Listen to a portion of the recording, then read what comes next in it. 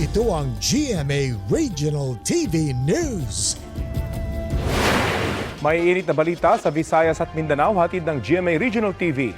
Patay ang isang taong gulang na bata ng matrap sa nasusunod nilang bahay sa Parang Maguindanao del Norte.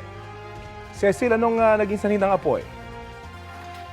Rafi, isa pa yan sa mga inaalam ng Bureau of Fire Protection kaugnay sa sunog sa Barangay Poblacion 2. Base sa investigasyon, nasa palengke noon ang lola ng bata para bumili ng gatas. Nang bumalik siya sa bahay ay nasunog na ito. Sugatan din ang 5 taong gulang na kapatid ng bata matapos mapaso nang subukan niyang iligtas ang nakababatang kapatid. Ayon sa BFP, nasa pintuan na noon ang 1 taong gulang na bata pero may harang ito. Wala rin sa bahay ang magulang ng mga bata dahil nagtatrabaho sa palengke ang kanilang ama habang nasa abroad ang kanilang ina. Inaasikaso na ng regional government ang tulong na ibibigay sa pamilya.